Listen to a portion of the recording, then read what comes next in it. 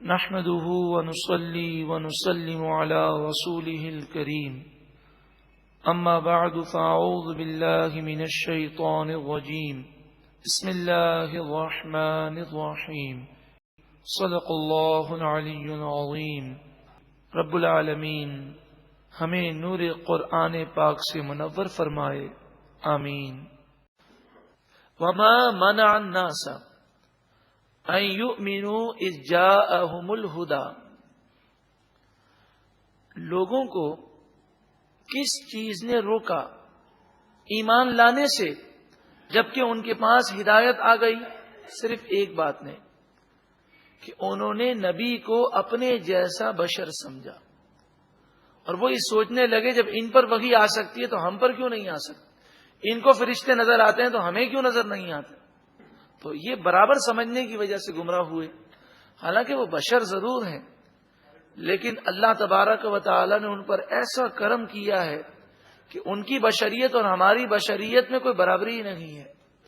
ظاہری طور پر بشر ہیں، باقی اللہ تعالیٰ نے انہیں وہ طاقت دی ہے کہ نبی کی طاقت فرشتوں اور جنات سے بھی زیادہ ہے۔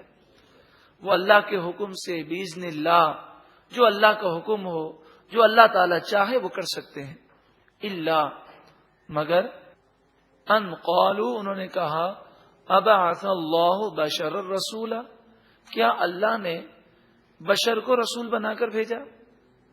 قل، اے محبوب آپ فرمائیے، لو کان فی الارض ملائکہ، انبیاء کو بشریت کے لباس میں کیوں بھیجا گیا؟ اس کی ایک حکمت بیان کی جا رہی ہے۔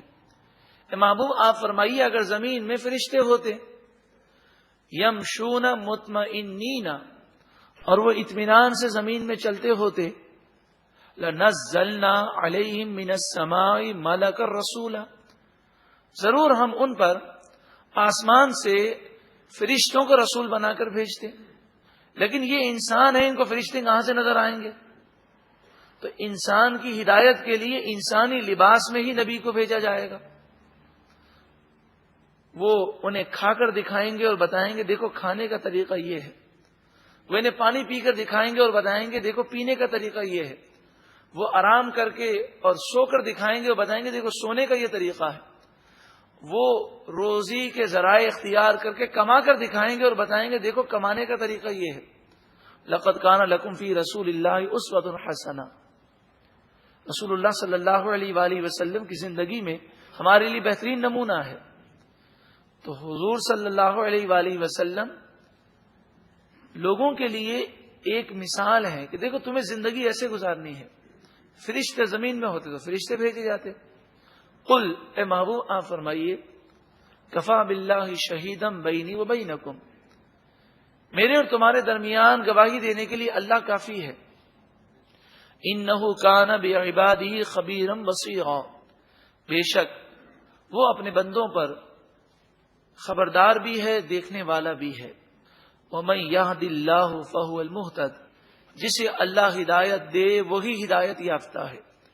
ومن یضلل، اور جسے اللہ گمراہ کر دے، اللہ اسے گمراہ کرتا ہے جس سے اللہ ناراض ہو جائے، اور اللہ ناراض اس سے ہوتا ہے جو گناہ کرے۔ ہمیں ڈرنا چاہیے کہ کہیں کسی گناہ سے اللہ ناراض نہ ہو جائے۔ فلن تجد لہم اولیاء من دونہ، تو جسے اللہ گمراہ کر دے تم اللہ کے سوا اس کا کوئی دوست نہیں پاؤ گے، اس کے لیے تباہی ہے۔ وَنَحْشُرُهُمْ يَوْمَ الْقِيَامَةِ عَلَى وُجُوهِهِمْ، اور جو گمراہ ہو گیا ایسے لوگوں کو کل بروز قیامت اوندھے منہ ہم جمع کریں گے۔ یہ پاؤں سے نہیں چل رہے ہوں گے بلکہ سروں کے بل چل رہے ہوں گے۔ عُمْيًا وَبُكْمًا وَصُمًّا، اندھے ہوں گے، گونگے ہوں گے اور بہرے ہوں گے۔ مأواہم جہنم، ان کا ٹھکانہ جہنم ہے۔ کلما خبت زدناہم سعیرا، جہنم کی آگ بجھنے کے قریب آتی ہے تو ہم اسے اور بھڑکا دیتے ہیں۔ تو جہنم کی آگ کو جہنمیوں کے لیے اور تیز کیا جائے گا، ہر لمحے آگ میں تیزی آئے گی۔ ذالک جزاؤہم بأنہم کفروا بآیاتنا، یہ اس کی سزا ہے کہ انہوں نے ہماری آیتوں کا انکار کیا. وقالوا، اور وہ بولے، اذا کنا عظاما ورفاتا، کیا جب ہم ہڈیاں ہڈیاں ہو جائیں گے اور ریزہ ریزہ ہو جائیں گے، اِنَّا لَمَبْعُوثُونَ خَلْقًا جَدِيدًا، تو کیا پھر دوبارہ ہمیں پیدا ہونا ہے، پیدا ہو کر اٹھنا ہے کل بروز قیامت. اولم یرو، کیا انہوں نے نہ دیکھا، ان اللہ الذی خلق السماوات والارض، کہ جس اللہ نے آسمان و زمین کو پیدا کیا، وہ اللہ قادر ہے، الا ان یخلق مثلہم، کہ ان جیسا دوبارہ پیدا کر دے. وجعل لهم اجلا لا ریب فیہ، اور اللہ تعالی نے ان کے لیے ایک وقت مقرر کیا ہے جس میں کوئی شک نہیں. ہر ایک کو مرنا ہے اور ایک مقررہ وقت پر کل بروز قیامت اٹھنا ہے. فَأَبَى الظَّالِمُونَ إِلَّا كُفُورًا، ظالم لوگ ناشکری کرتے ہوئے انکار کرتے ہیں. قل، اے محبوب آپ فرمائیے، لو انتم تملکون خزائن رحمت ربی، اگر تم میرے رب کی رحمت کے خزانوں کے مالک ہوتے، اذا لامسکتم خشیۃ الانفاق،